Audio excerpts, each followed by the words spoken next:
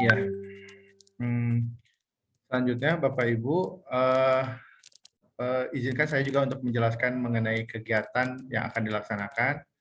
Kegiatan diskusi ini bertujuan untuk memberikan solusi bersama terhadap isu permasalahan yang dihadapi, khususnya guru bimbingan konseling.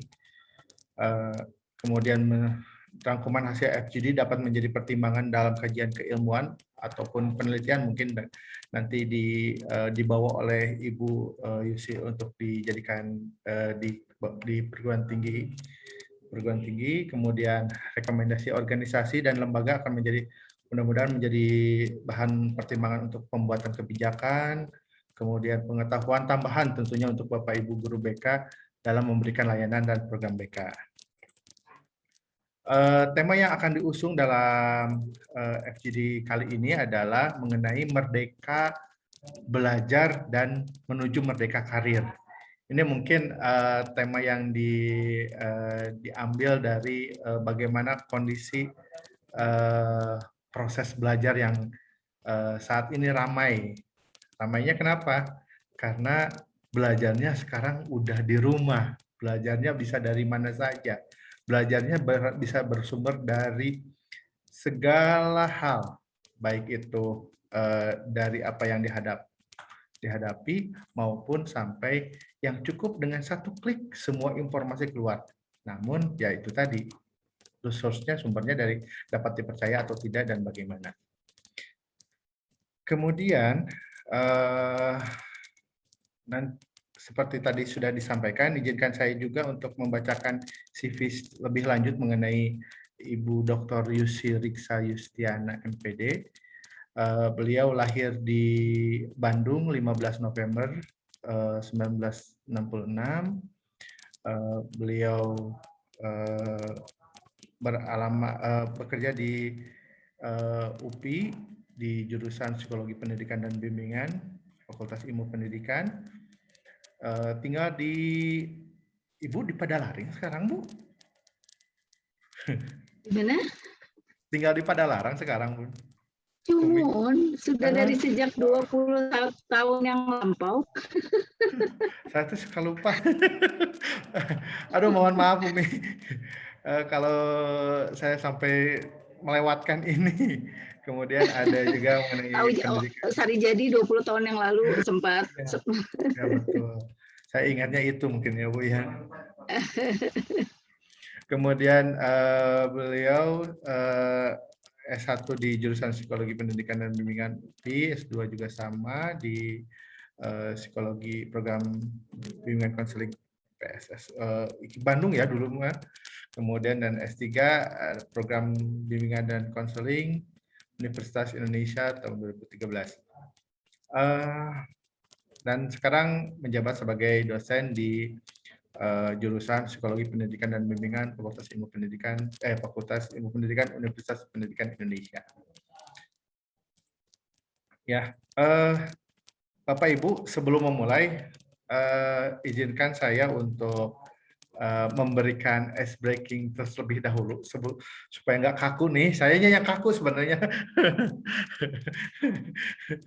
Saya udah lama tidak bersua dengan Umi dan tiba-tiba aduh, ya saya harus belajar banyak lagi nih. Dan ini menjadi kesempatan yang sangat luar biasa bagi saya untuk bisa bersuara lagi dengan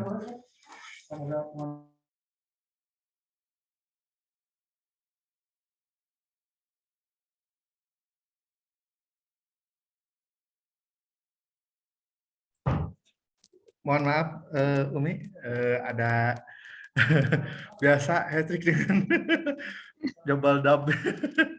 Ya, hari ini partisipan di room 5 ada 51 orang dan insya Allah nanti akan bertambah juga karena ini baru masih menunggu juga. Sebelum memulai, seperti tadi saya janjikan, saya ingin mengajak Bapak Ibu yang sudah hadir di dalam Zoom untuk main tebak-tebakan kayaknya Bu ya. Kita akan tebak-tebakan dulu 10. Ya, Bapak Ibu silahkan nanti menjawabnya dengan chat yang ada di Zoom ya.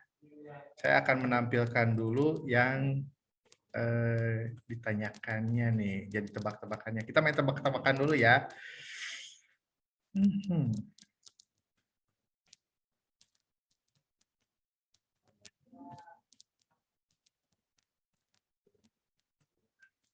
Ya, pertanyaan pertama. Ayam apa yang paling besar? Silakan Bapak Ibu untuk supaya agar tidak itu boleh mau dijawab langsung, mau di chat, silakan pertanyaannya. Boleh coba, Pak? Boleh. Dengan siapa ini? Dengan Ibu Ratu Fatima. Ibu Ratu. Jawabannya apa Ibu Ratu? Ayam semesta. Luar biasa. Ayam semesta. Langsung ya. Langsung. Yang keduanya, hewan apa yang punya saudara? Ya, saya tunggu jawabannya di chat juga. Kalau misalkan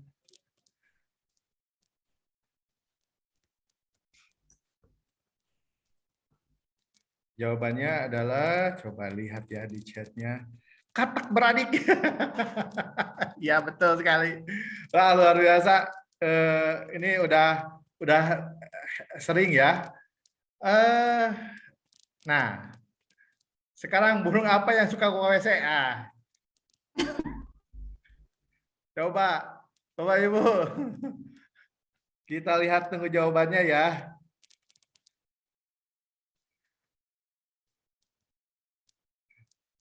Ada Bapak Ibu? Silakan.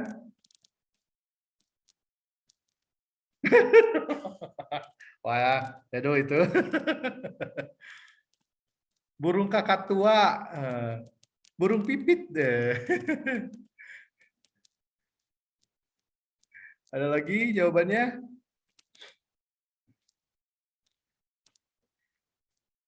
Ya, jawabannya yang paling tepat burung pipis. Ya, kata slang dari kata burung pipit ya. Kemudian bebek apa yang kakinya dua?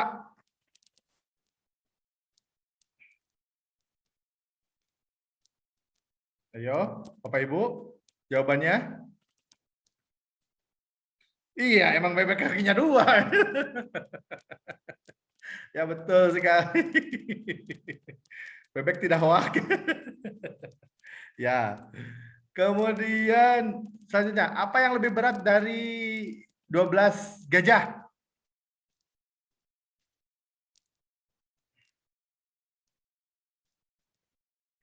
Ya, jawabannya Bapak Ibu.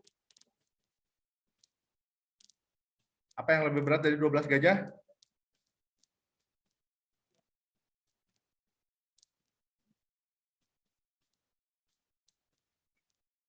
13 gajah, betul. Iya. Buah apa yang berada di sebelah jari manis? Nah, ini kan jari manis. Nih.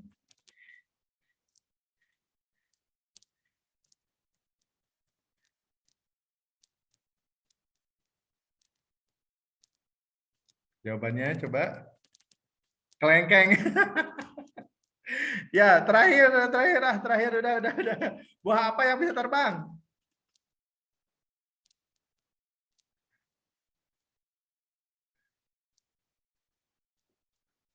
Ayo, buah apa yang bisa terbang? Buah apa yang bisa terbang, Bapak Ibu?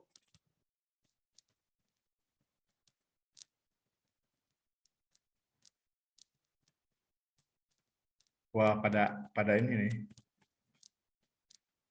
Buah naga.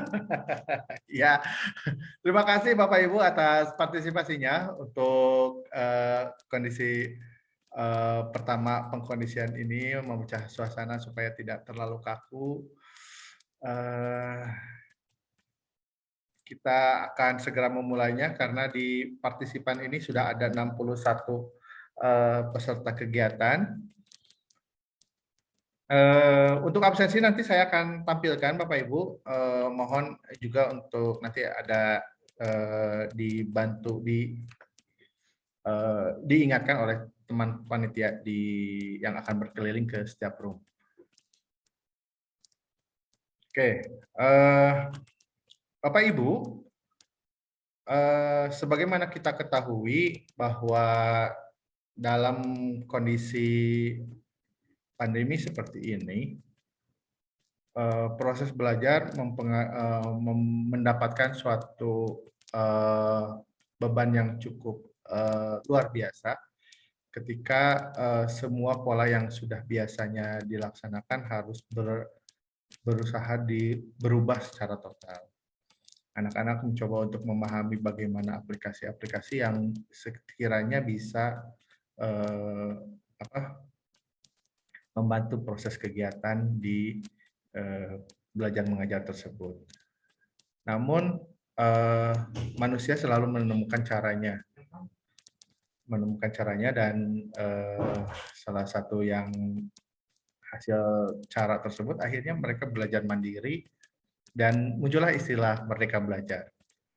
Hasil dari Merdeka Belajar pun memberikan pemikiran-pemikiran yang baru dan berbeda dan merubahnya menjadi satu istilah yang terkadang menjadi berubah ya, karena ada statement-statement seperti ini.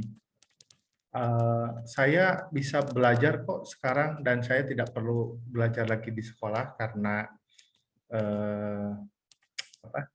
sudah bisa dari YouTube, sudah bisa dari Google dan lain sebagainya. Mohon izin Ibu, saya ingin mencoba untuk memberikan pertanyaan pematik, mungkin boleh? Enggak, silahkan.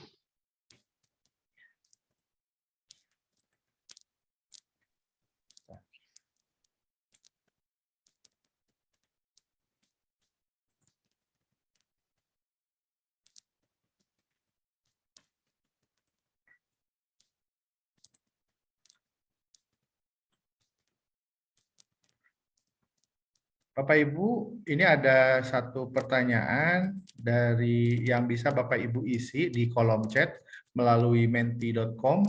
Silahkan diklik saja, nanti Bapak Ibu tidak akan terlempar kok dari Zoom ini, tapi Bapak Ibu akan mengisi terlebih dahulu Zoom-nya. Nanti saya akan coba sharekan apa yang sudah Bapak Ibu isi dari Mentimeter tersebut.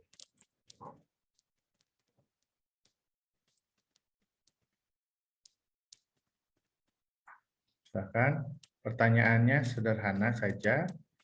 Komentar Bapak Ibu berkenaan proses belajar siswa yang saat ini terjadi. Siswa santai, oh iya, silakan. Oke, sudah ada yang mulai mengisi ya. Silakan Bapak Ibu. Yang lainnya diklik saja lost learning atau learning loss ya mungkin itu.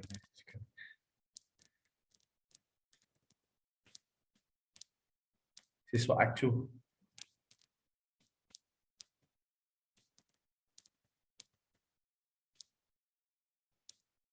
Siswa acuh berpusat pada guru. Siswa banyak yang tidak bisa ikut karena fasilitas seperti HP dan sinyal mungkin ya di sini. Kurang konsentrasi, tidak semangat, siswa jenuh. Kadang membuka tab lain selain Zoom. Oh iya, jadi double ya. Kemudian ada peserta didik belum memiliki smartphone. Motivasi belajar rendah. Kemudian kurang respon. Silahkan Bapak Ibu yang masih belum, di sini ada partisipannya ada 65. Boleh diisi dulu kira-kira komentarnya seperti apa. Kemudian ada yang terkendala sinyal dan kuota. Siswa kebingungan dalam mengerjakan tugas dan memahami materi. Bahkan sampai banyak siswa yang tidak hadir dan mengumpulkan tugas.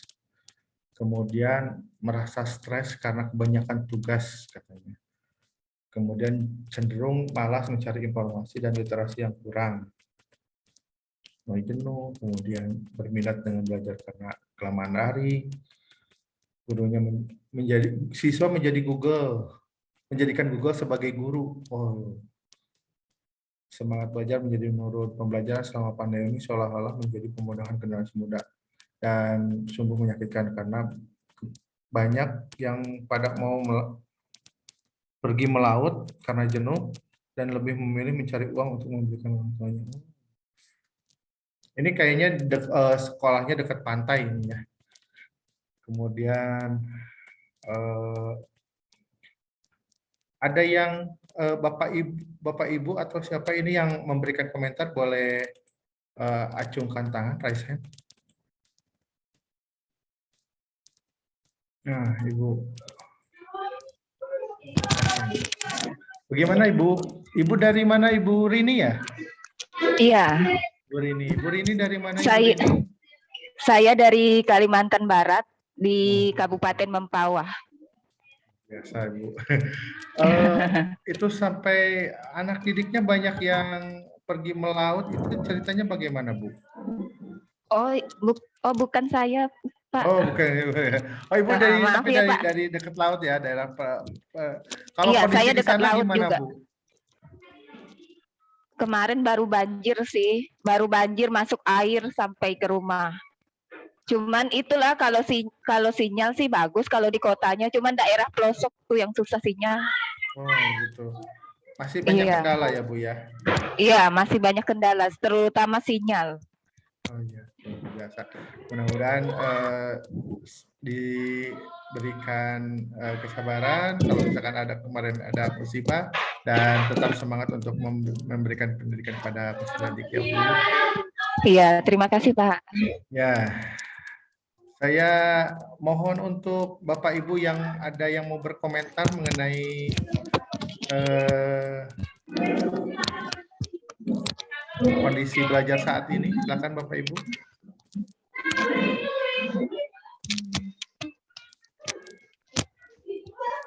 Adakah? Halo Pak. Ya, saya silakan, Ibu. Mungkin Ibu, kita bisa, saya Ibu Rini Ernawati. Ya, mau menyampaikan sedikit masukan. Mungkin kita bisa sosialisasikan dengan orang tua masalah yang terjadi, misalnya apa kendalanya gitu kan, disosialisasikan, sering ajak komunikasi, interaksi dengan orang tua. Jadi ada kerjasamanya dengan orang tua gitu.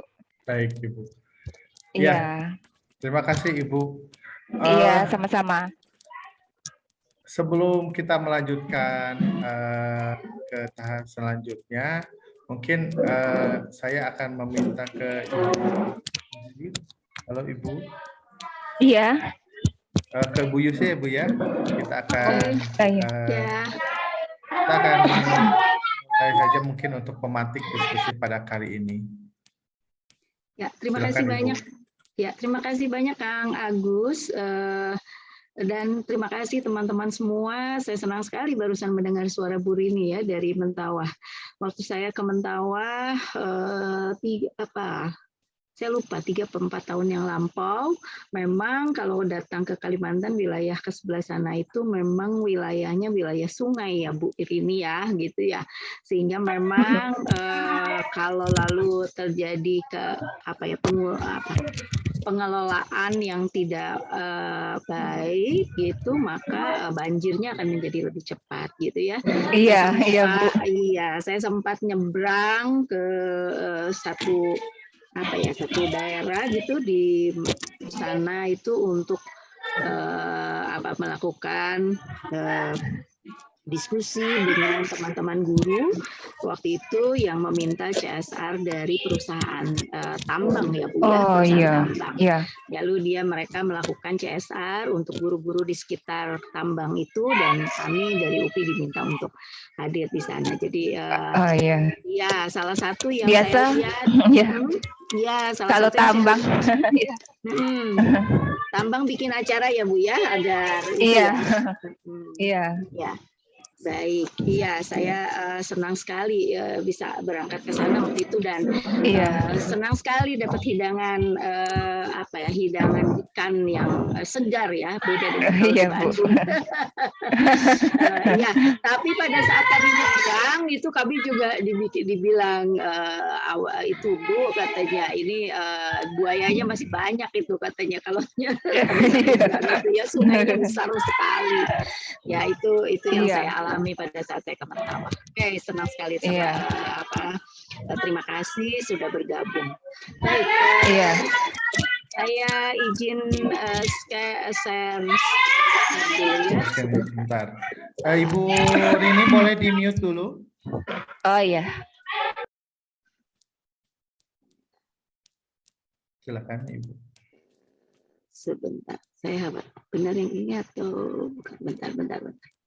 Bukan, saya tadi sudah buka itu. Oke, sebentar.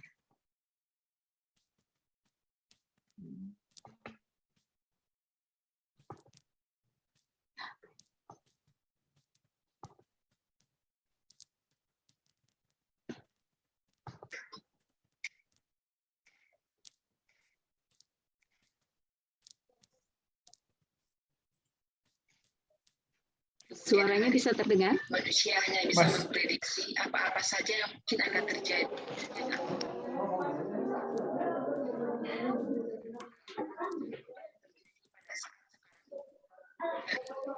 Kita lakukan adalah mempersiapkan diri dengan terutama Suaranya belum terdengar Ibu. Oh, sebentar. Perlu bagi kita untuk mengetahui. Bentar. Suaranya belum keluar ya? Ya, biasanya itu checklistnya belum terchecklist pada saat saya screen. Sebentar.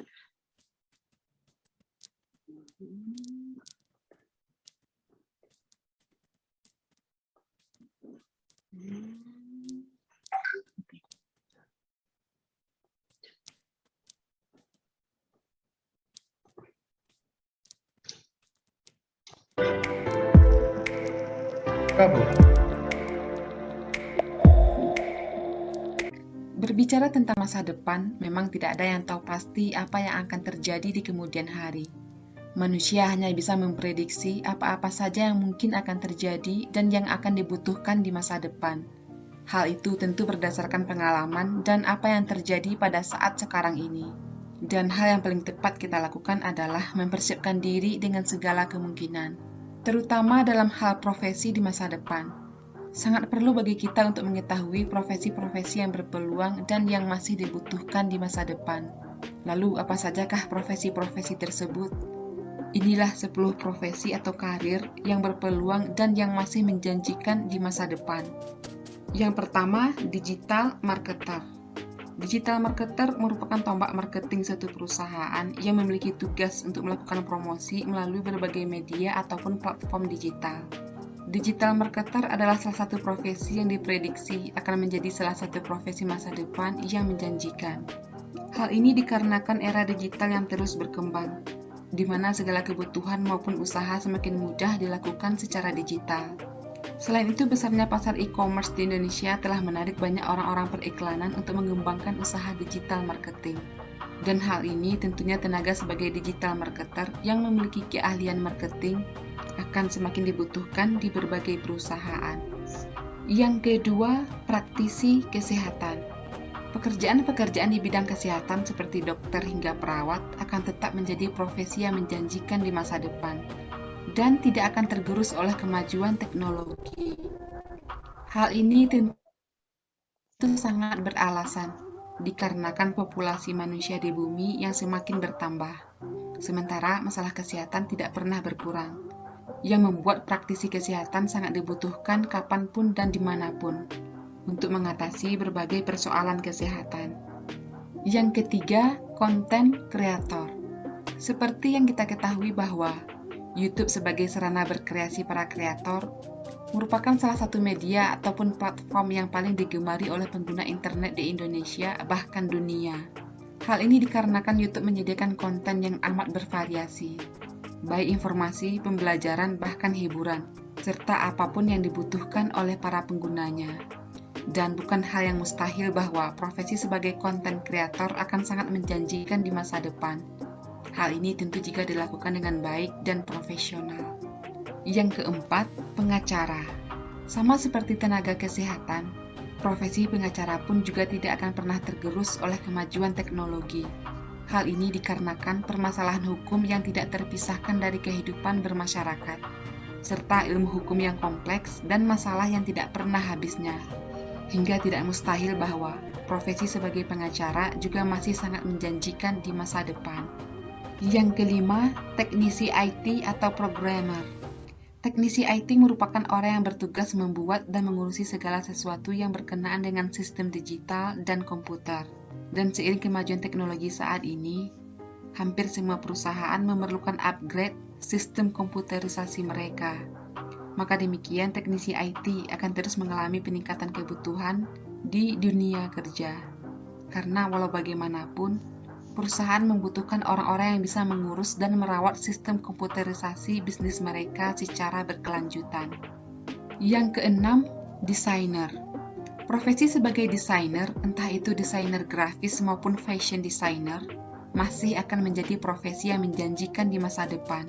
Karena meskipun teknologi seperti mesin atau robot telah mengambil alih beberapa profesi manusia saat ini, namun apa yang disebut dengan kreativitas dan ide tidak akan pernah bisa diambil alih oleh mesin. Maka dapat dipastikan bahwa profesi sebagai desainer yang menuntut kreativitas seseorang adalah profesi yang aman dan masih menjanjikan di masa depan. Yang ketujuh, analis bisnis. Analis bisnis adalah orang yang memiliki tugas untuk melakukan analisa serta memberi rekomendasi solusi dengan maksud untuk mencapai tujuan dari suatu perusahaan. Selain itu, mereka juga bisa menyelesaikan masalah bisnis yang dibantu dengan sejumlah teknologi dan perhitungan tertentu. Semakin majunya zaman, maka persaingan di dunia usaha juga akan semakin kompetitif. Maka tidak mustahil jika profesi sebagai analis bisnis akan semakin dibutuhkan. Yang kedelapan, profesi di bidang seni. Seperti yang telah kita ketahui bahwa teknologi atau mesin tidak akan mampu menyaingi kreativitas dan ide dari manusia. Maka profesi-profesi yang berkaitan dengan seni seperti pemusik, penyanyi, pelukis, dan lain sebagainya akan menjadi profesi yang aman dan masih menjanjikan di masa depan. Selama profesi itu mampu dilakukan sebaik dan seprofesional mungkin. Yang kesembilan, konten spesialis.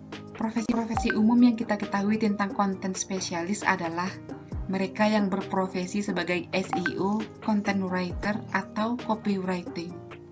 Pada era digital sekarang ini, di mana software akan bekerja lebih banyak dibandingkan manusia, terutama di bidang pemasaran online, di mana tren toko atau usaha-usaha online sudah menjadi budaya baru dalam berbelanja. Oleh karenanya dibutuhkan seorang SEO yang bekerja untuk meningkatkan traffic visitor ke dalam sebuah website. Selain itu, content writer juga dibutuhkan untuk mengisi konten yang tepat dan menarik, serta copywriter yang dapat menulis naskah iklan produk yang dapat menarik minat calon customer. Profesi-profesi ini diprediksi akan terus dibutuhkan dan masih menjanjikan di masa depan. Yang ke-10, web atau mobile application developer. Web atau mobile application developer juga menjadi salah satu profesi yang paling menjanjikan di masa depan. Seiring dengan berkembangnya website, blog media, atau portal berita sampai e-commerce. Bisa dilihat dari makin banyaknya perusahaan, mulai dari perusahaan rintisan hingga perusahaan global sekalipun, mulai mengembangkan aplikasi web atau mobile untuk menjangkau konsumen mereka. Selain itu, kebutuhan masyarakat akan aplikasi yang membantu dan memudahkan kehidupan sehari-hari juga terus meningkat. Maka dari itu tidak mustahil jika profesi ini akan sangat dibutuhkan dan masih menjanjikan di masa depan. Itulah 10 profesi yang masih berpeluang dan yang menjanjikan di masa depan. Di era di mana teknologi yang terus berkembang, memang ada beberapa profesi yang sudah dan yang akan tergantikan oleh mesin. Walaupun demikian, kemajuan teknologi juga akan menciptakan profesi-profesi baru yang mungkin belum pernah kita ketahui sebelumnya. Dan hal yang mesti kita lakukan adalah terus mengasah kemampuan atau soft skill yang kita miliki, agar di kemudian hari kita tidak perlu bersaing dengan mesin ataupun teknologi. Ya, itu tadi adalah sebuah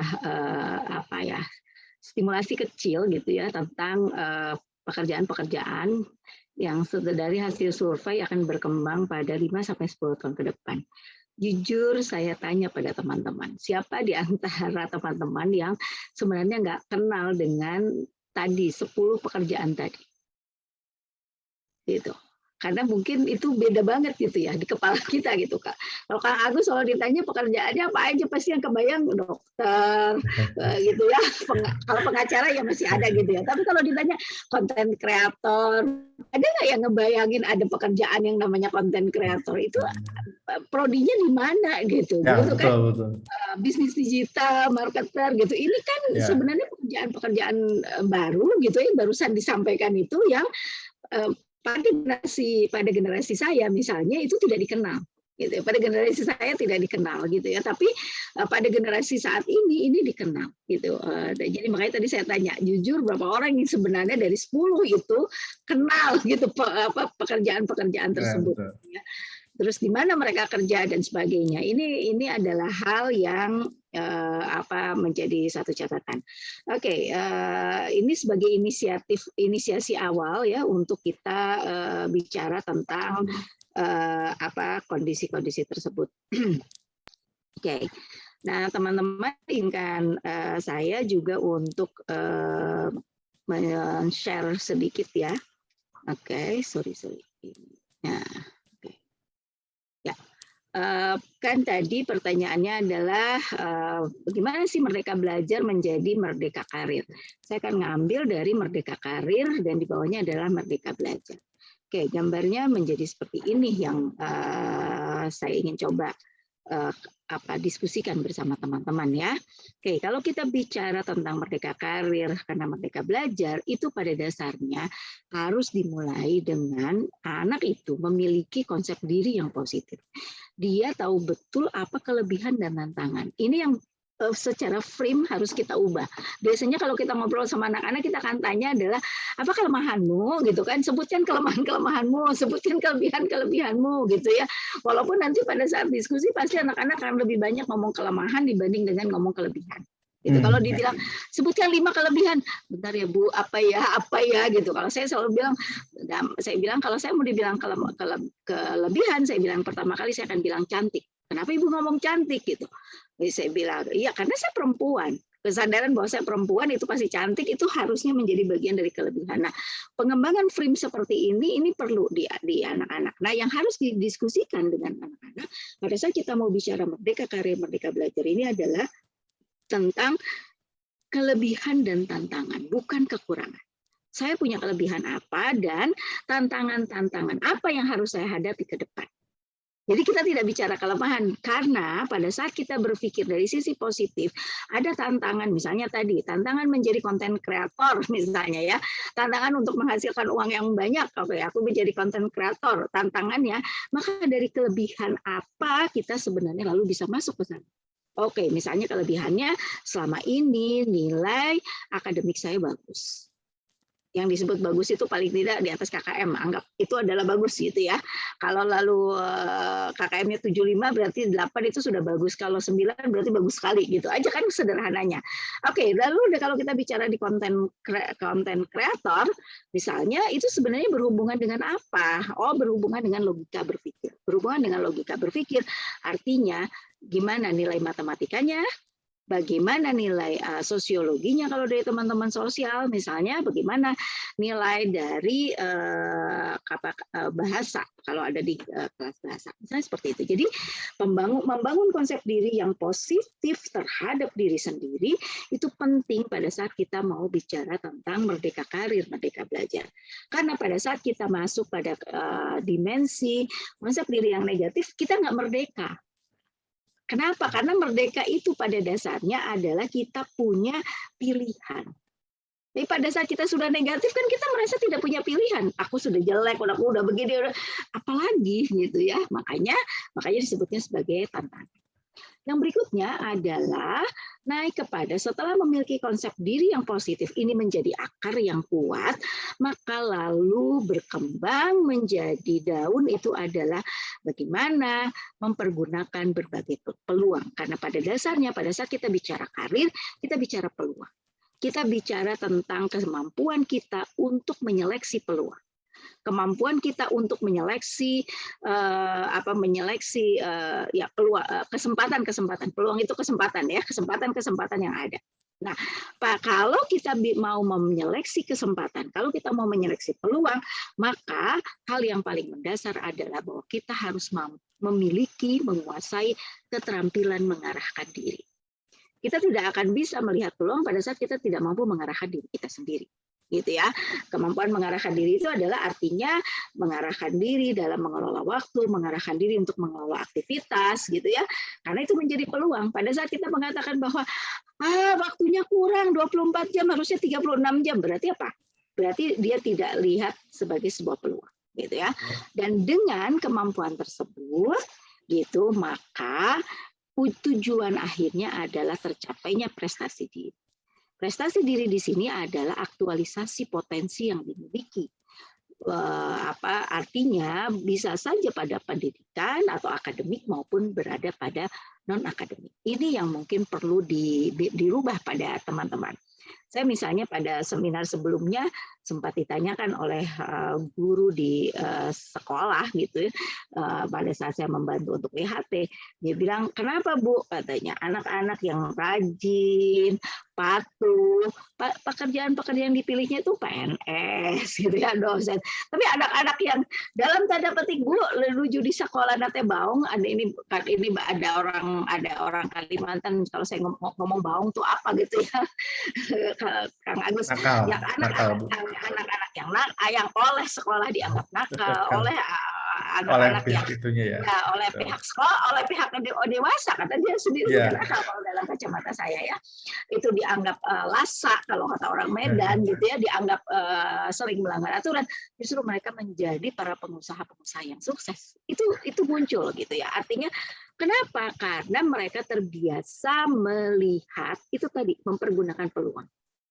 Ya, sepertinya kita bilang, ih nakal banget ya, gitu ya. Ada jam sedikit aja dia loncat dari jendela, ngambil dulu apa terus balik lagi ya. Sebenarnya dia lihat peluang bahwa kalau gue bosen gue lari ke sini, itu peluang. Nah persoalannya sekarang peluang itu harus disertai dengan keterampilan mengarahkan diri, gitu. Tidak hanya sebagai sebuah peluang. Oke, ya saya lanjut. Nah, apa yang disebut dengan merdeka belajar sebenarnya? Merdeka belajar itu adalah merdeka membuat pilihan dan minat. Jadi sebenarnya hari ini walaupun kita punya struktur kurikulum yang terpaket ya Kang Agus ya, karena sampai hari ini kan di sekolah kita masih terpaket. Tapi kan sebenarnya pilihan minat, pilihan pelajaran yang disukai, minat untuk memilih program itu kan tetap ada siswa sebenarnya. Gitu ya.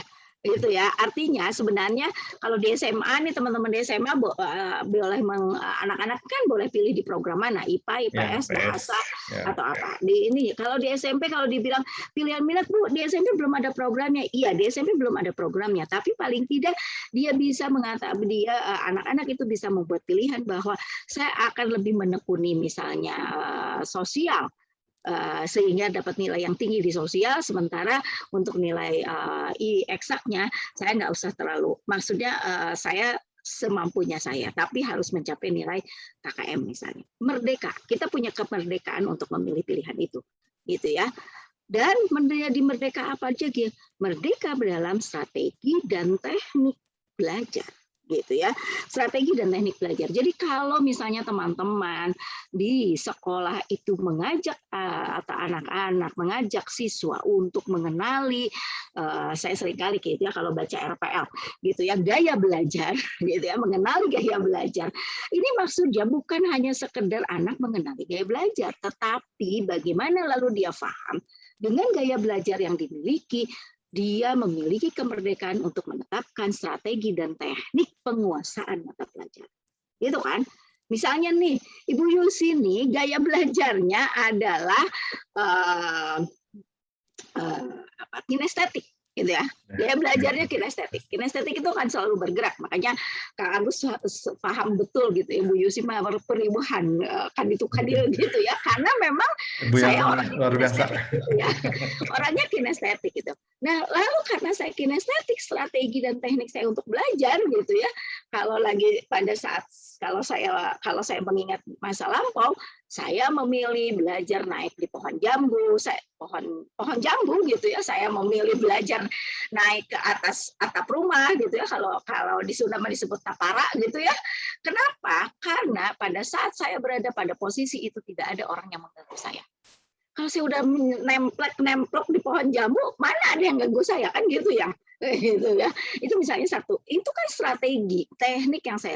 Lalu pada saat saya lalu dengan halo, oke.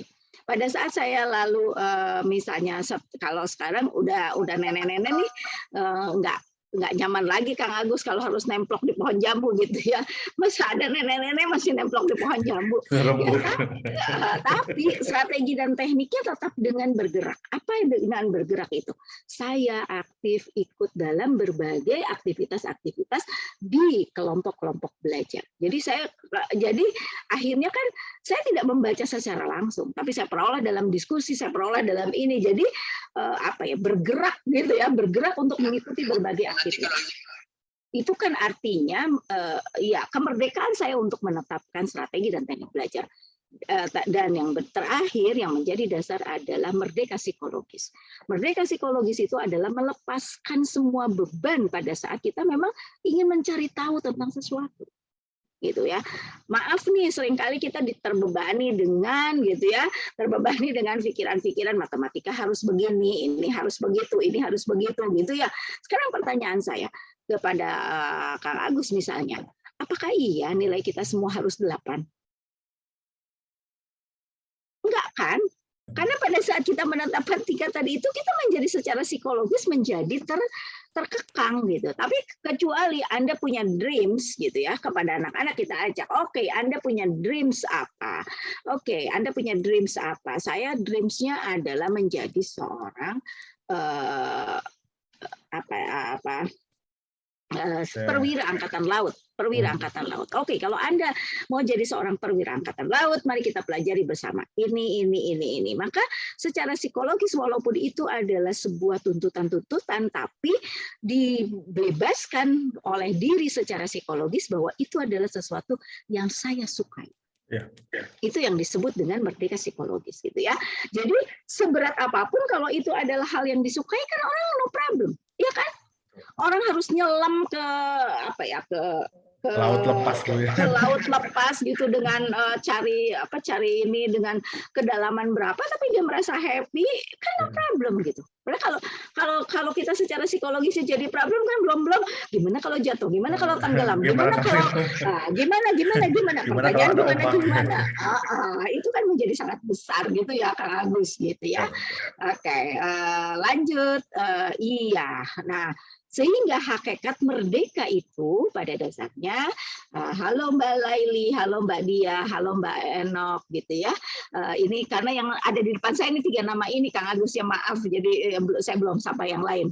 Yang ada di depan saya walaupun nggak ada wajahnya nih gitu ya. Mbak Laili gambarnya adalah bunga atau klik ya. Oke, iya, oke Mbak Dia nggak ada ininya, Mbak Enok sebenarnya ada wajahnya, cuman ini foto bukan ini ya, bukan secara langsung. Nah, oke, apa yang hakikat merdeka? Hakikat merdeka tadi secara psikologis itu adalah kita merasa aman dengan pilihan yang kita lakukan. Jadi kalau sekarang nih kita duduk di sini tapi lalu bilang ini apa ya? Ini aku belum mengerjakan ini ya. Itu nggak aman namanya. Itu nggak merdeka gitu. Kan pada saat kita membuat pilihan, ya kita harus merdeka bahwa itu adalah hal yang kita lakukan. Yang kedua adalah kebebasan untuk membuat pilihan gitu ya, bahwa kita sebenarnya bebas untuk mengambil kondisi-kondisi yang berada pada situasi-situasi tersebut. Lalu yang berikutnya adalah pilihan yang bertanggung jawab. Kita memang bebas melakukan proses pilihan, tapi kalau itu adalah bagian yang kita pilih, maka belajarlah untuk bertanggung jawab atas pilihan tersebut. Nah, sekarang kita ambil lagi. Kalau gitu apa yang disebut dengan karir? Kebebasan tadi, pilihan karir itu kebahagiaan atas pilihan. Jadi tadi yang terakhir kan adalah bebas ya terhadap pilihan yang bertanggung jawab. Itu akan jadi karir pada saat kita bahagia atas pilihan itu. Tapi kalau kita tidak bahagia atas pilihan itu tidak menjadi karir. Apa indikator kebahagiaannya? Satu, Anda memperoleh keuntungan. Apapun ya. Keuntungan itu apapun ya, bisa finansial, bisa non finansial gitu kan, bisa punya keterdekatan, bisa punya akses, itu kan keuntungan, oke? Nah, berikutnya adalah membangun sistem nilai. Pada saat kalau kita akan merasa bahagia kalau kita merasa ada sebuah sistem nilai yang lalu terbangun dengan karir tersebut. Dan yang terakhir, kita kebahagiaan atas pilihan itu pada saat kita merasa kita bisa mengaktualisasikan diri kita pada pilihan karir kita itu, gitu ya, itu oke. Nah, itu sebagai hal, Kang Agus, worksheet-nya mau dicoba atau mau gimana? Mungkin saya ingin memicunya dengan cara mengajak Bapak Ibu untuk membebaskan diri dulu. Kalau misalkan ada yang bisa open kamera, silahkan bebaskan diri Bapak Ibu untuk membuka kameranya. Saya langsung tertrigger dengan tadi yang Ibu sampaikan. Ya, dari yang tadi disampaikan Ibu, mungkin ada yang satu yang saya jadi itu. Berarti yang kita harus awali itu adalah dengan peluang ya Bu ya? Ya. Menciptakan peluangnya itu. Dan apakah kita sudah memberikan peluang, itu sebenarnya nanti harus ditanyakan langsung pada Bapak Ibu yang ada di sini ya, sepertinya. Oke. Silakan boleh dilanjutkan aja Ibu. Kita akan nanti kalau misalkan nanti ada yang ingin bertanya Bapak Ibu silakan langsung raise hand saja. Kita buat ini lebih interaktif, lebih bebas, lebih merdeka, bahwa kita tidak terbebani dengan satu bentuk ruangan antara dua arah, mungkin seolah-olah dua arah antara saya dengan Ibu gitu.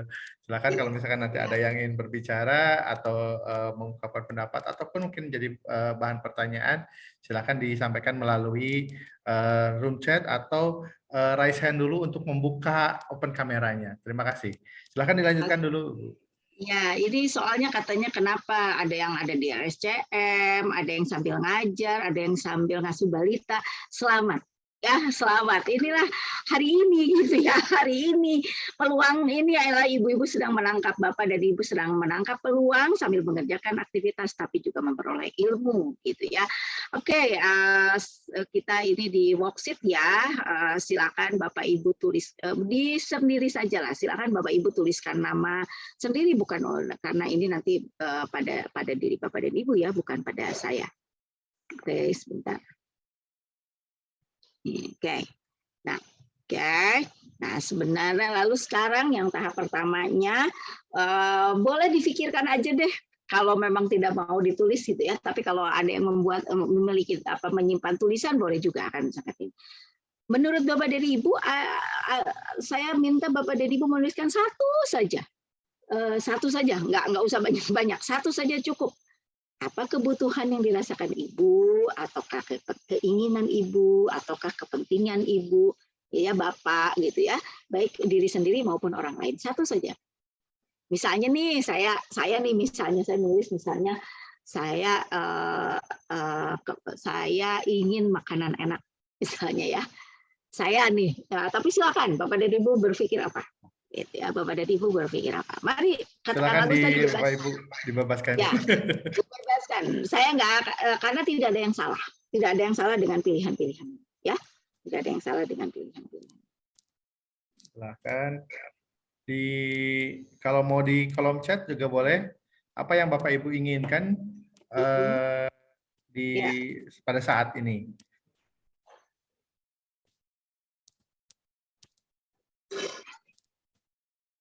Boleh? Apa yang dibutuhkan, apa yang diinginkan, apa yang kepentingan, terserah apapun ya, boleh mana saja. Sudah ada beberapa, ada yang 2 yang mengisi, Bu. Yang pertama tadi ada kebutuhan ingin pindah rumah yang lebih memadai. Iya. Yang nyaman, tapi belum bisa dilunasi. Oh. Berarti pindah rumah tapi belum bisa dilunasi ya. Berarti itu kebutuhannya ya. Gitu. Ada juga keinginan ada Bu, kayaknya Bu ini liburan. Kayaknya udah terlalu lama Pak di dalam rumah Bu. Udah terlalu lama Pak. Saya ingin punya sekolah TK atau PAUD. Wah, ini harusnya betul langsung ketemu Ibu, luar biasa. Ada kebutuhan untuk refreshing. Aduh. Ya, nama Ibu Nokriri, saya ingin hidup tenang. Karena hidup tenang meskipun bokeh tapi tetap tenang ya. Luar biasa. Keinginannya refreshing tanpa harus takut pada pandemi. Ya, oke. Ada juga yang ingin liburan bersama keluarga. Wah, kayaknya liburannya sendiri terus nih, jangan-jangan. Ingin berkumpul dengan orang tua. Ada juga yang ingin berkumpul dengan orang tua. Refreshing off dulu dari rutinitas. Wah, ini banyak Bu. Baik. Refreshing off dulu dari rutinitas. Saya kasih garis bawah ya. Sekarang, sorry. Sekarang, sekarang pikirkan yang kedua, apa peluang yang ada, baik secara langsung maupun tidak langsung. Dari refreshing itu ya. Adakah peluang-peluang yang menurut Bapak dan Ibu baik secara langsung maupun tidak langsung? Tadi misalnya refreshing dari rutinitas, ada nggak peluangnya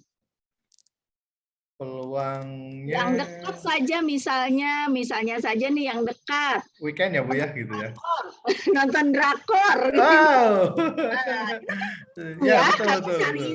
Hari ini Anda mudah sekali kan menurunkan drakor itu kan, gitu ya. Betul. Oke, terus tadi katanya ingin refreshing, ada peluang apa? Apakah memang peluangnya kalau tempat Anda PPKM-nya sudah ini berarti mungkin Anda bisa menetapkan wilayah gitu ya. Menetapkan wilayah untuk pergi kemana. Tapi kalau masih PPKM, kayak Bandung nih, masih PPKM level 3 katanya ya Kang Agus ya, kita. Gitu. Mungkin tidak langsung, tapi intinya adalah refreshing. Pertanyaannya, bisakah rumah kita jadikan tempat barbecue? Bisa Bu. Gitu kan? Apakah rumah kita bisa kita jadikan tempat barbecue misalnya? Itu kan peluang ya, gitu. Oke. Baik. Ada yang sudah menulis Kang Agus di situ peluangnya? Peluangnya sebentar. Di room chat ini saya ketutupnya. Peluangnya, ini sudah mulai terlalu banyak dengan chatnya. Ada yang bilang peluangnya dapat pinjaman dari kalau ini bukan peluangnya untuk misalkan kaitannya dengan bisa refreshing. Silakan nih Bapak Ibu, ditegaskan lagi ya. Kalau tadi kan karena mungkin yang nulis dapat pinjaman kan karena tadi ingin melunasi itu kan, jadi dapat pinjaman. Iya, betul. Karena gini ya, misalnya kita tidak selalu bahwa untuk melunasi rumah itu tidak selalu harus pinjam ke bank. Kita bisa punya peluang misalnya pinjam ke saudara misalnya ya, gitu ya, misalnya itu kan peluang, atau ada peluang lain misalnya apa gitu ya. Oke. Saya melihatnya itu. Atau tadi ada lagi yang menulis peluang apa? Peluangnya untuk berkumpul dengan orang tua adalah lewat video call Bu katanya. Video karena call. Tadi ada yang keinginannya itu adalah untuk bisa berkumpul dengan orang tua. Oke, dengan video call hari ini. Gitu. Oke, baik. Kemudian Nah. ada juga yang peluangnya sering-sering main dengan si kecil. Kayaknya sudah banyak yang terpisah ya Bu ya. Padahal yang anak di rumah, kemudian orang tua harus bekerja kayak seperti itu. Ya, oke. Baik. Ya, ini ya langkah terakhir. Apa harapan atau mimpi 5-10 tahun ke depan?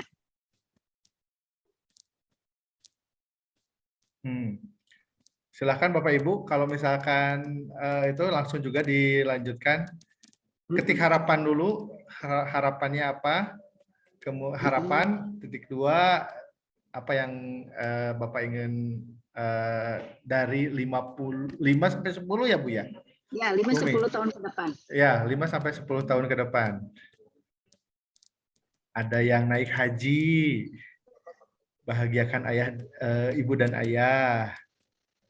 Kemudian mimpinya nambah momongan. Nambah berarti udah ada mungkin ya. Kemudian harapannya anak mengenali kemampuan dan cita-citanya. Harapannya udah nyalse, anak udah gede, makin soleh dan mandiri. Ini harapan-harapan 10 tahun kayaknya ya. Harapan saya di 5-10 tahun ke depan, anak saya bisa memahami, belajar ilmu agama lebih baik lagi dari orang tuanya. Oh, subhanallah. Oke.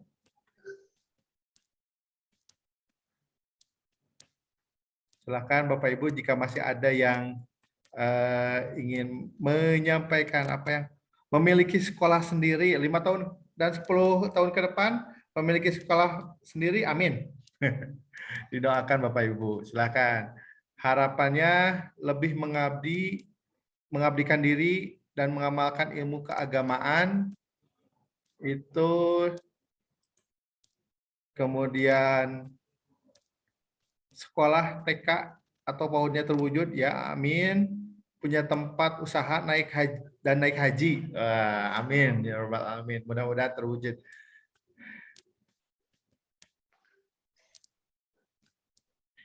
Oke, baik. Alhamdulillahirabbil alamin. Ya, saya senang sekali.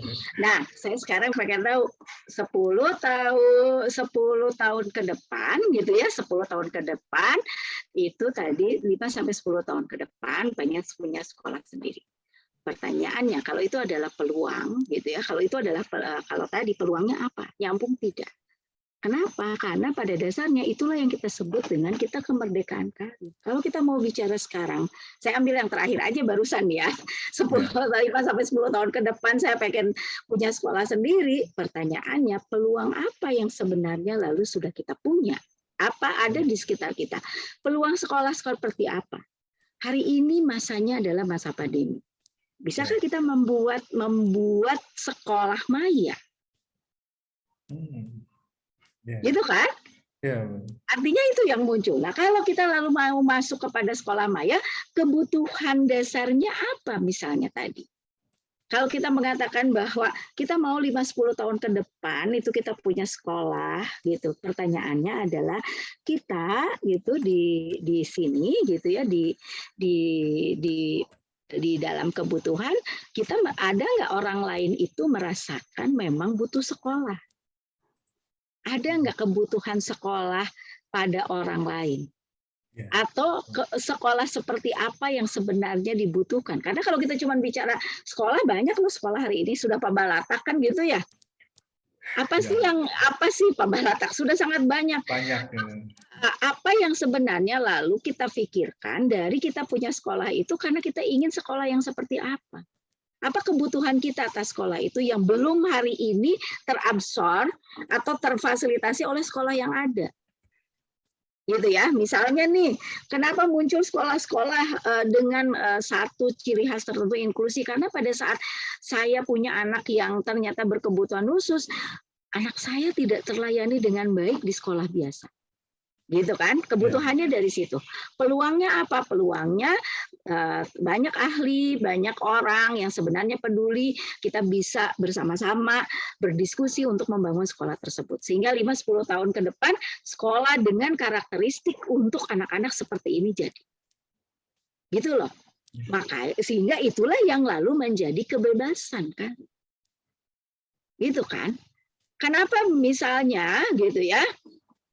Nah, misalnya kenapa misalnya tadi misalnya konten kreator gitu ya.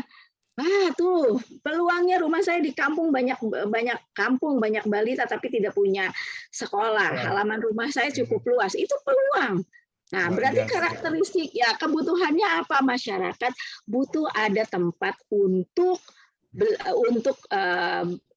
belajar. Nah, apakah harus bentuknya sekolah? Dengan kondisi hari ini bisa jadi tidak. Mungkin menjadi rumah belajar, misalnya tadi di kampung gitu ya, menjadi perpustakaan, gitu ya, pusat belajar, kan itu menjadi hal-hal yang menarik gitu. Nah, inilah yang membuat jadi sebenarnya kebebasan karir itu akan bermulai dari kepekaan kita terhadap kebutuhan diri sendiri dan kebutuhan orang lain, lalu mematchkan dengan peluang yang ada, dan itu harus kita bangun menjadi sebuah dreams ke depan. Gitu. Ya. Gitu.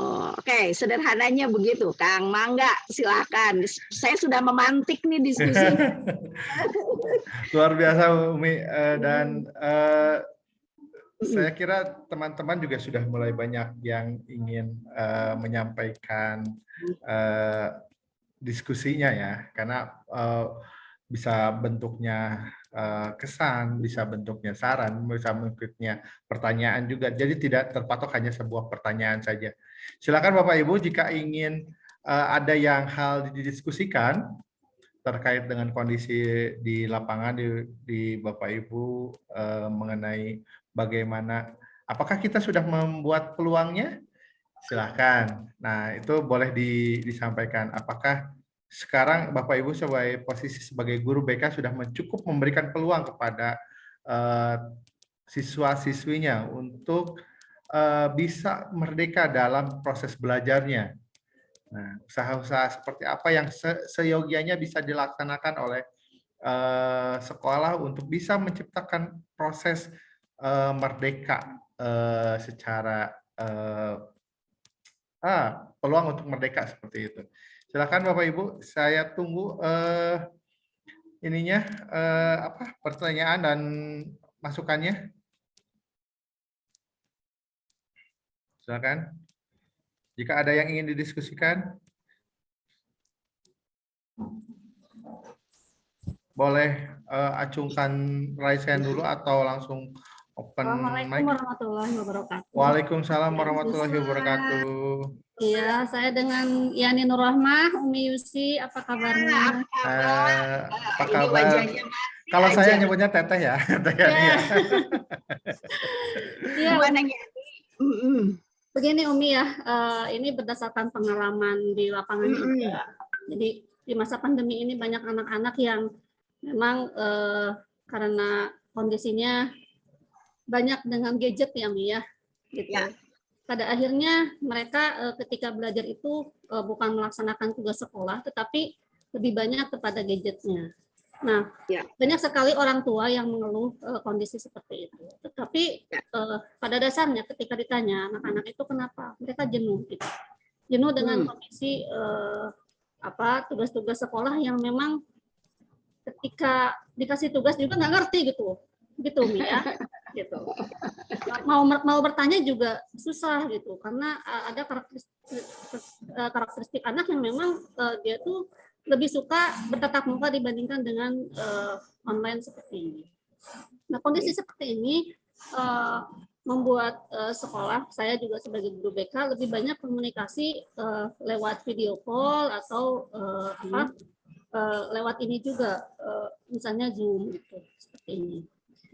Nah, tetapi apakah gitu ya dengan kondisi seperti ini bisa menjadi peluang juga untuk guru BK bahwa ketika diadakan konseling kelompok atau misalnya bimbingan kelompok itu bisa melalui virtual juga atau bagaimana begitu Umi ya.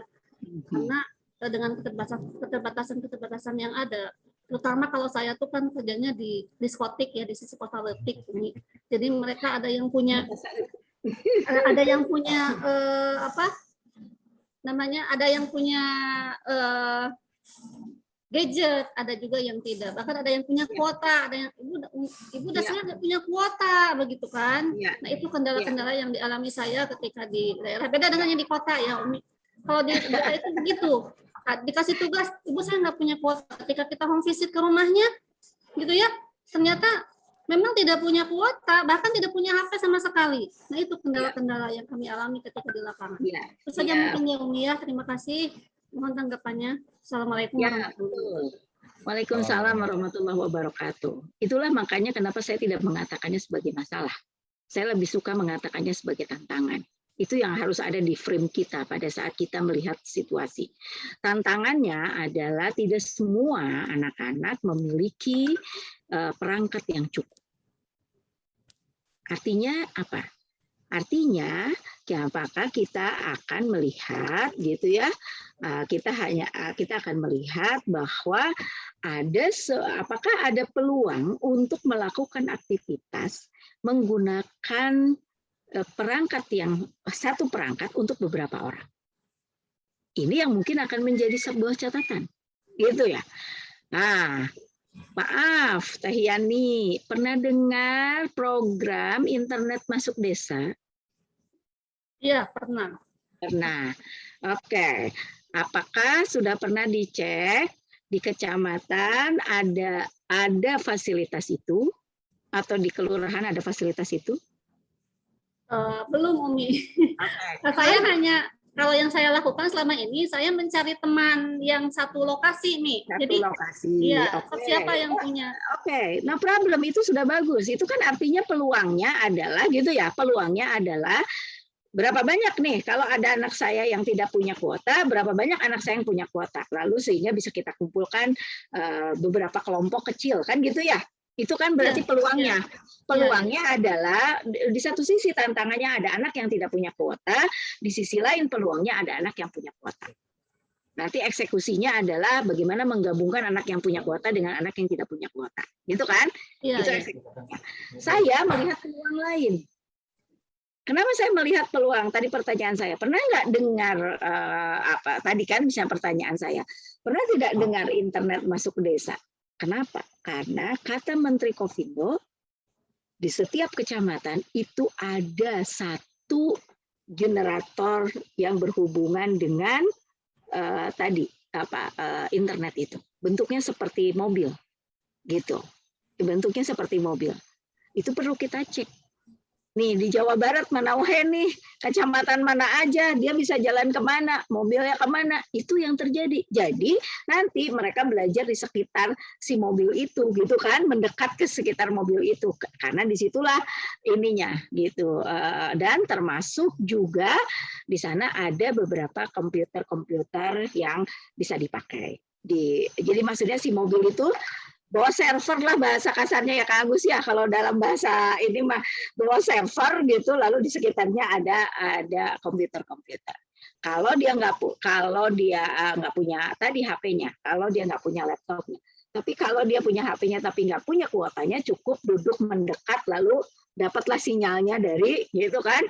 Sama dengan kalau dulu Kang Agus kalau lagi nggak punya kuota mendekat ke itu ya Kang Agus, ke STI ya, ke TIK gitu kan gitu kan, anak-anak UPI kan gitu, kalau lagi ini kamu kemana gitu, saya lagi jadi ibu asrama, kemana jadi ibu asrama, itu Bu mau ke TIK, itu Bu mau ke UC, kenapa? Karena jaringan internet di situ kuat gitu, tinggal cari tahu itunya kan, kodenya misalnya, begitu yang dilakukan. Jadi itulah kita sebut, makanya kita harus lihat sebagai peluang. Jadi kepekaan kita sebagai guru BK untuk membantu mereka juga peka terhadap peluang, itu keterampilan yang harus dimiliki, gitu. Jadi mengajarkan mereka peka terhadap peluang. Ini adalah kondisi yang memang harus kita share pada mereka semua, gitu ya. Jadi Jadi pada saat kita masih mengeluh, aku begini, aku begitu, itu artinya nggak merdeka dia belajar, gitu ya, nggak merdeka dia belajar. Nah, yang sebenarnya terjadi, kenapa tadi jenuh, kenapa tadi gimana, itu adalah karena mindset awal tentang pandemi ini, tentang PPKM, gitu ya. Padahal disebutnya work from home, WFH.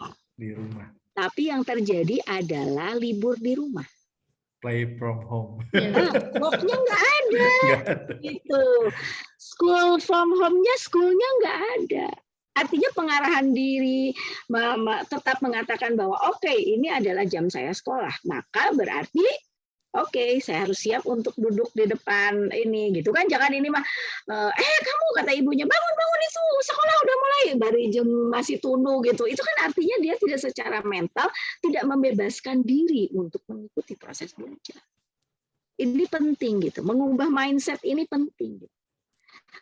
Coba kalau hari ini kita sudah sangat sadar bahwa pandemi ini mengajarkan kita untuk lebih aware dengan kesehatan kita, gitu kan, mengajarkan kita untuk lebih aware pada kebersihan dan sebagainya, maka kita akan nyaman saja menggunakan masker itu, gitu. Hari ini kan kayaknya masker teh padahal udah mau 2 tahun ya, udah masuk tahun kedua, tapi masih banyak orang yang tidak merasa bahwa masker itu bagian dari diri kita yang harusnya sekarang menjadi bagian dari aksesoris pakaian kita.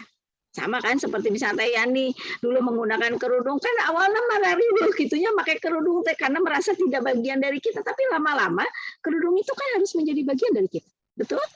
Yeah. Kang Agus pakai kacamata, awalnya kan tidak pernah pakai kacamata, merasa bahwa riuh gitu. Tapi lama-lama itu adalah bagian dari diri kita. Nah, ini yang harus mindset ini yang kita rubah. Karena anak-anak kita, ada pandemi atau tidak ada pandemi, ke depan kita masuk ke 5.0, bukan lagi 4.0. Kalau di 4.0 itu masih kepada koneksitas digital individual. Tapi 5.0 itu sudah komunitas digital. Komunitas digital.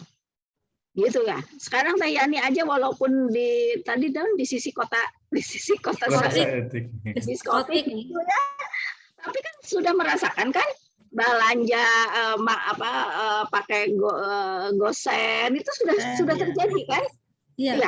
Iya. Pada di luar negeri itu bukan hanya di aplikasi. Jadi sudah dina kulkas gitu ya.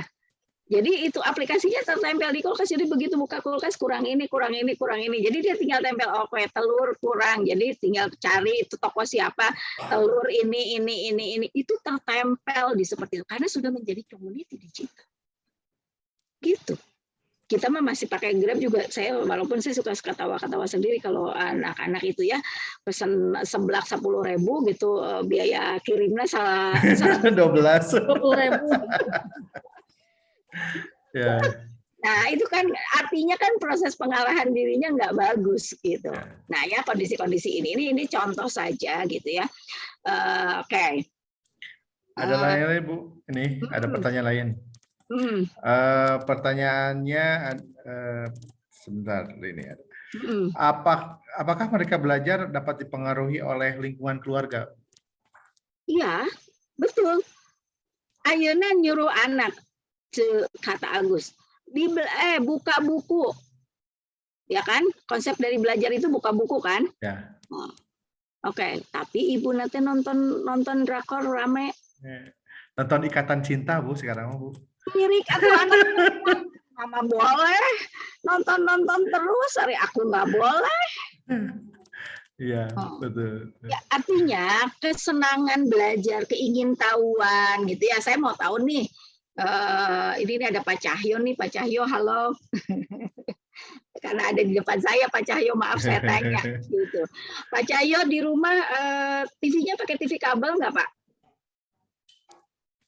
Analog, masih analog. TV biasa.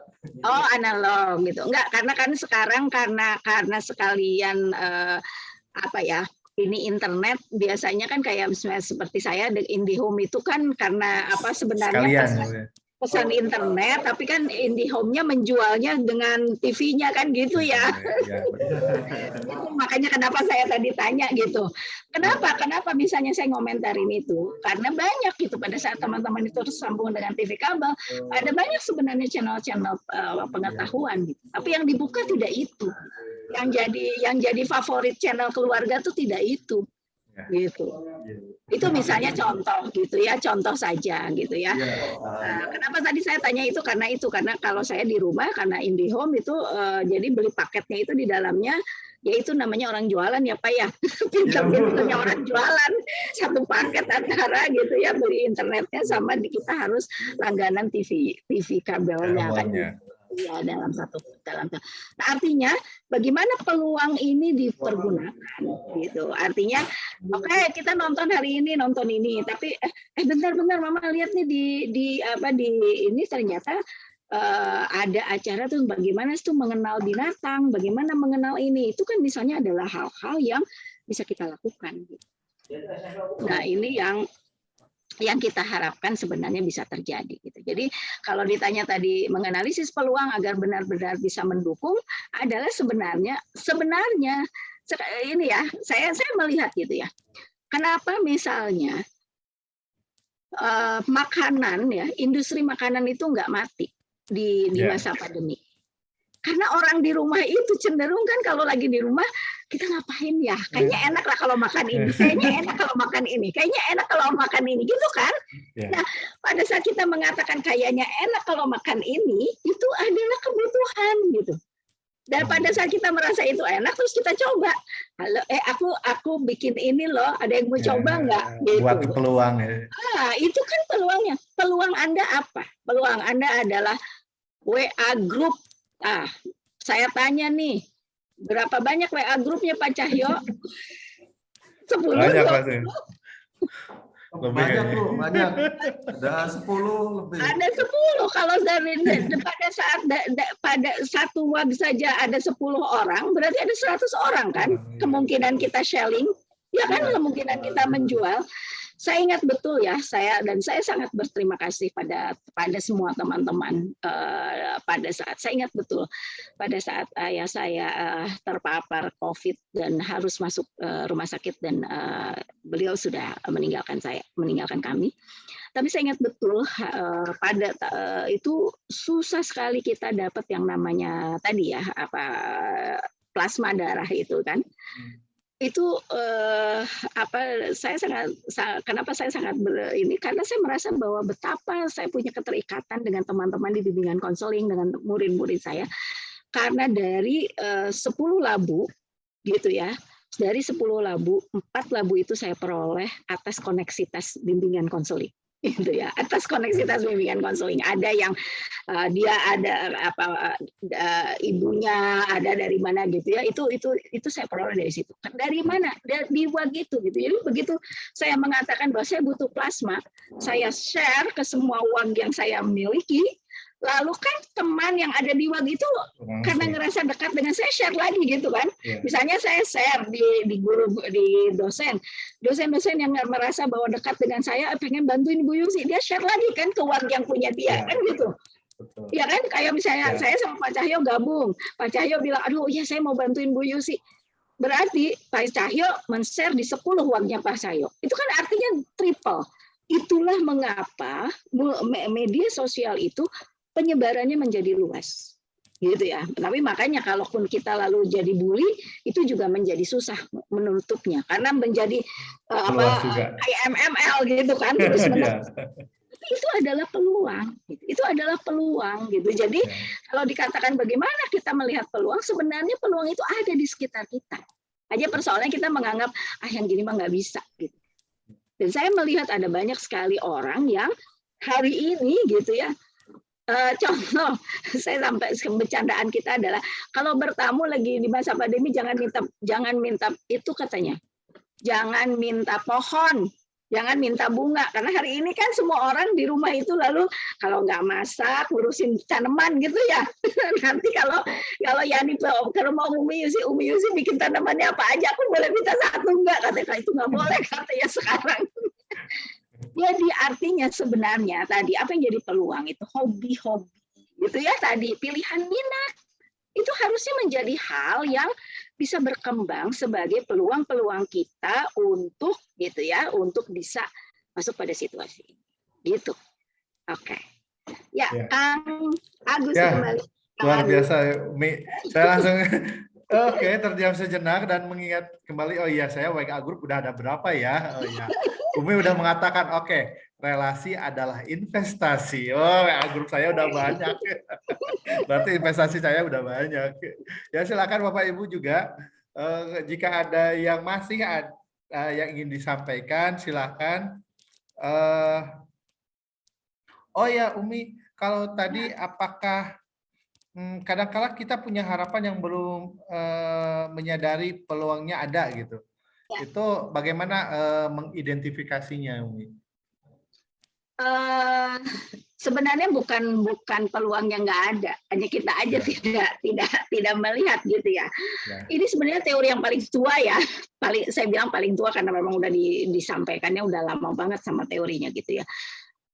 Apa yang kita pikirkan sebenarnya membuat kita lalu mampu melihat peluang, gitu ya. Karena secara tidak langsung sebenarnya kalau itu adalah ada pada otak kita, itu ada pada pemikiran kita, maka kita lalu akan memiliki minat atau memiliki apa ya istilahnya memiliki kepekaan terhadap hal-hal yang berhubungan dengan apa yang kita pikirkan, gitu ya. Ahli gitu ya, ahli kognitif mengatakannya begini katanya. Pada saat Anda bangun tidur, luangkan 3 menit saja. Luangkan 3 menit saja. 1 menit pertama ngumpulin nyawa. Jadi kita ngumpulin nyawa ya, baru bangun tidur ya. Kalau saya yang beragama Islam harus berdoa ya, ngumpulin nyawa itu menyatakan terima kasih bahwa saya sudah dibangunkan kembali begitu ya. Gitu.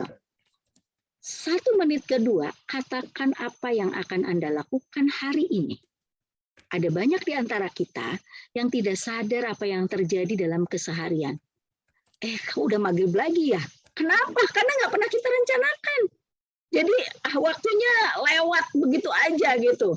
Tapi kalau kita katakan hari ini saya ikut seminar, lalu hari ini saya mau bertemu siapa, hari ini saya mau mengerjakan apa, hari ini saya mau mengerjakan apa, pada saat maghrib kita mengatakan alhamdulillah seminar hari ini sukses, alhamdulillah saya bisa ketemu Agus, alhamdulillah. Artinya apa? Kita tahu apa yang terjadi pada kita, ya kan?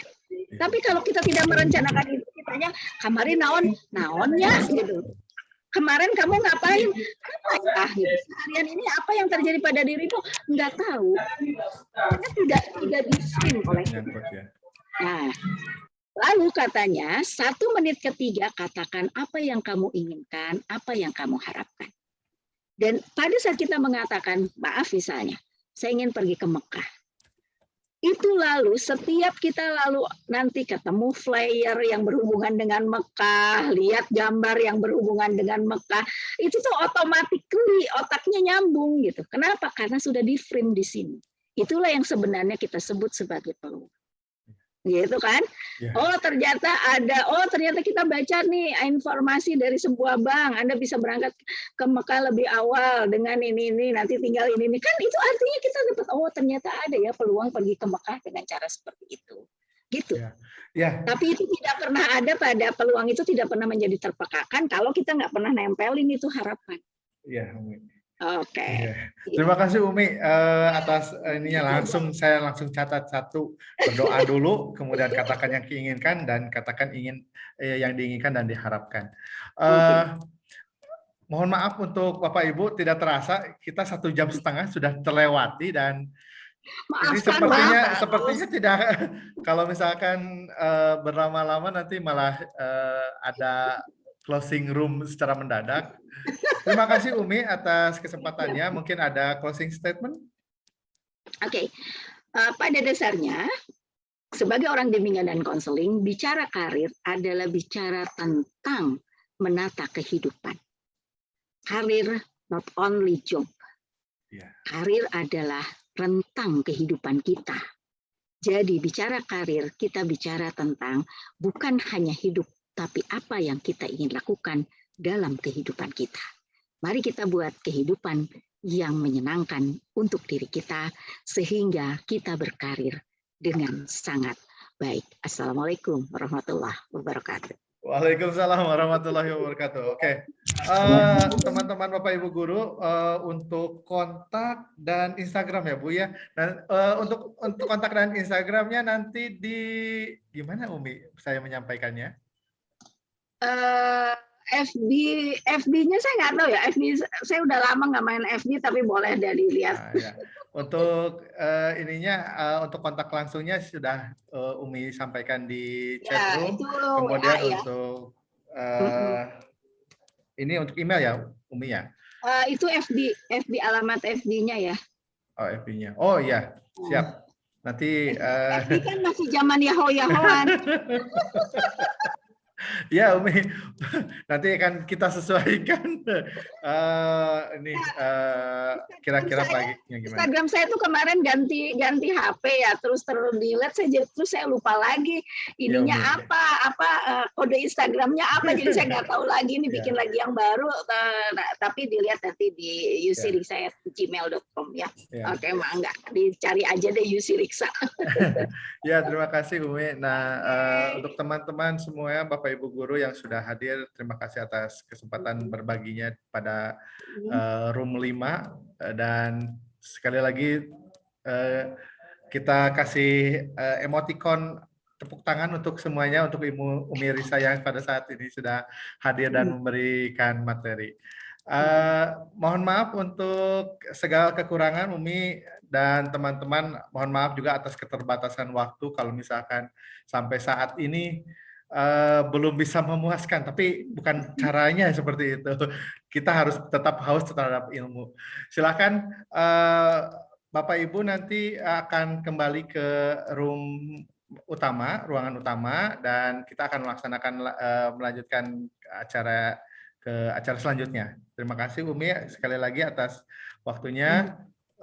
Saya pamit di breakout room. Wabillahi taufiq wal hidayah. Wassalamualaikum warahmatullahi wabarakatuh. Waalaikumsalam warahmatullahi wabarakatuh. Saya juga pamit. Ya, ini saya lupa nih mau PPT-nya bentar ya, dicari dulu di mana. Nanti di Japri aja Umi. Oh di Japri aja. Oke ya. Terima kasih. Assalamualaikum. Mangga. Ya. Saya boleh izin live, Kang? Ya Umi boleh. Ya. Oke. Terima kasih Umi. Mohon, mangga. Assalamualaikum. Waalaikumsalam warahmatullahi wabarakatuh.